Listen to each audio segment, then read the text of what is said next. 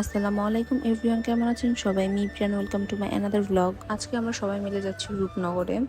তো হুট করে আর কি প্ল্যান করা হয়েছিল যে রূপনগর যাব, যেই বলা সেই কাজ। আর এই সময়টাতে আমার ননাস এসেছিল, ননাসের হাজব্যান্ড মানে ভাইয়ার ফ্লাইট ছিল 2 দিন পর, এর জন্য মূলত আমাদের বের হওয়া। তো বাসার সামনে থেকে অটো নিয়ে একেবারে চলে আসলাম রূপনগরে। আর এই দিনের আবহাওয়া এত সুন্দর ছিল, কি বলবো, মাশাল্লাহ।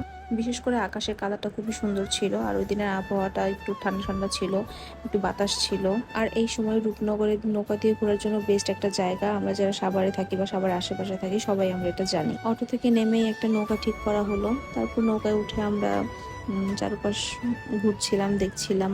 আর নৌকাতে উঠে আমাদের এত ভালো লাগছিল, কি বলবো, মানে অনেক বাতাস ছিল, তার মধ্যে আবহাওয়াটা এত সুন্দর, মানে আকাশের কালারটা কি লাল, বেগুনি, নীল সবকিছু মিলায়, মানে খুব ভালো লাগছিল।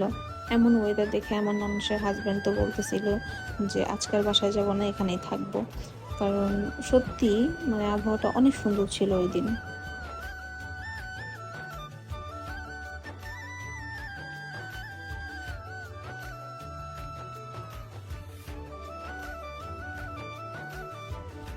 এই যে আমার জামাই, সে মাঝিকে উঠায়, সে নিজে হচ্ছে নৌকা বাচ্ছে। সে ভালোই নৌকা বাইতে পারে, মাশাল্লাহ।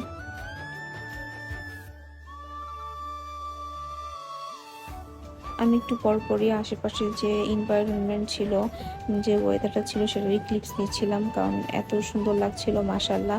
ক্যামেরায় হয়তো কতটা বোঝা যাচ্ছে না, বাট বাস্তবে সত্যি অনেক সুন্দর লাগছিল সবকিছু।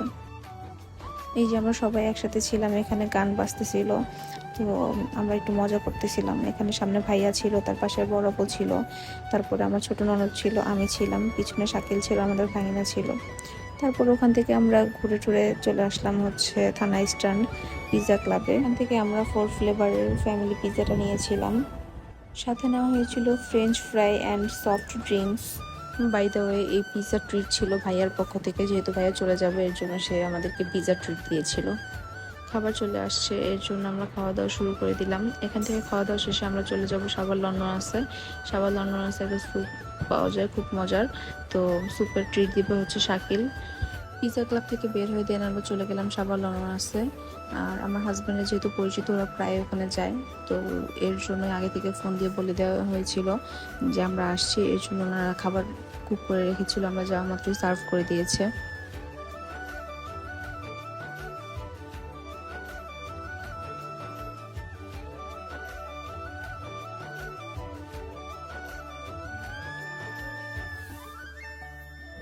ওনাদের এই স্যুপটা সত্যি অনেক মজার ছিল, যারা এখনো ট্রাই করেন তারা ট্রাই করে দেখতে পারেন, আই হোপ ভালো লাগবে। খাওয়া দাওয়া শেষে আমরা বাসার উদ্দেশ্যে রওনা দিলাম। আর এই ছিল আজকের ঘোরাঘুরি খাওয়া দাওয়ার ব্লগ। তো সবাই ভালো থাকবেন, আল্লাহ হাফেজ।